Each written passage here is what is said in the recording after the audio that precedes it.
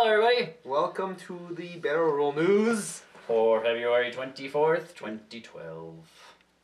So, get into this. Yes. First up this week, Sony has actually explained why they have nixed the UMD passport system here in North America, and it's actually just because they don't feel that anybody in North America really wants it. I agree. So, the PSP was never a hugely popular system over here, so they kind of figure why bother spending the money financially to bring over a system that won't really benefit anybody. So, not next week, coming soon to Xbox Live and PlayStation Network or SCN or whatever. Jet Set Radio, the super popular Dreamcast game, is finally hitting the digital download service sometime this month, next month, soon. Super excited because it is one of the two reasons to own a Dreamcast. Still hoping for Power Stone. Mass Effect 3 DLC appeared on Xbox Live last week. It'll be out day 1, March 6th, of the actual Mass Effect, for Mass Effect. It's called From Ashes, and it'll have a playable character built in. So on top of buying the game, you can also buy some DLC, unless you got the Collector's Edition. And with that also, when you buy the game, it comes with 2 different covers. You can flip it around, so you can have the Femme Shep cover as opposed to the regular male shepherd cover. Couple of beta newses this week. Yeah. Beta newses. Counter-Strike Counter-Strike Global Offensive. The beta for the PC, you can sign up for it by sending Steam your system specs. Along as well, Guild Wars 2 opening up its beta doors soon. So again, go to the Guild Wars 2 website and you can sign up for the beta.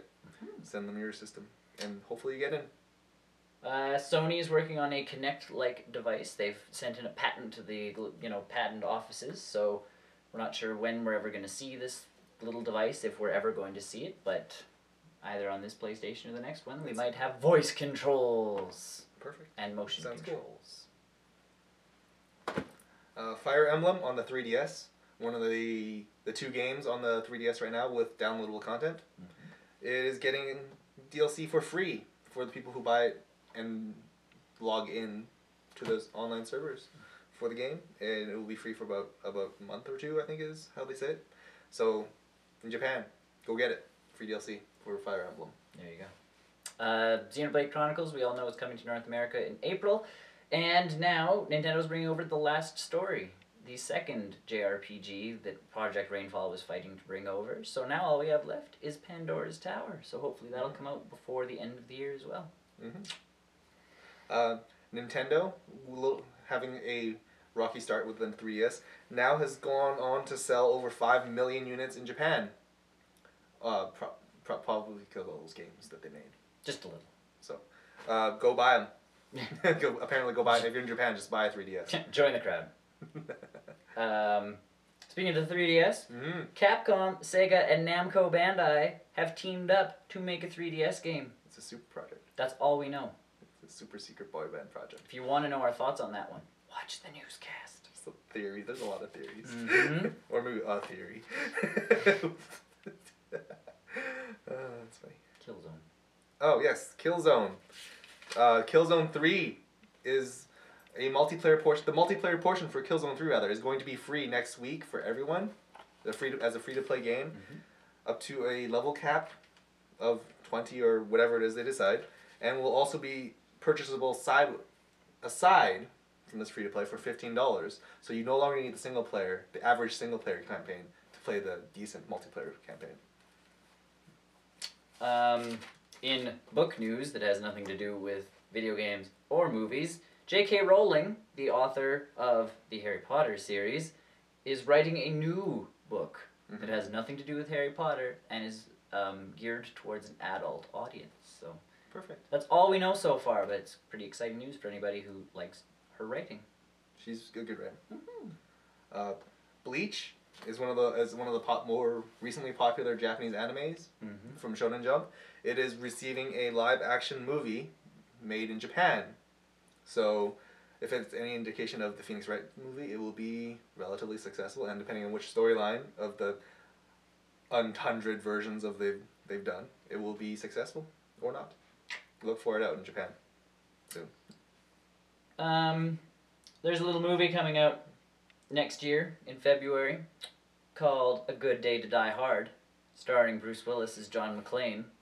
And in this movie, he's going international, but he's not going alone. His son is coming with him, and his son has been cast now. Long lost son. Yeah. Jay Courtney, who was on Spartacus, Blood and Sands, has been cast as Bruce Willis's son for the movie, and the two of them will be together fighting terrorism.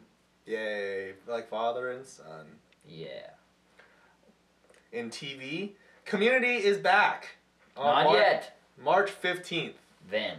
So, mark your calendars, guys. Woo! Back to Greendale. Greendale? Greendale.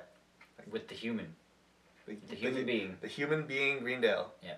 And yes.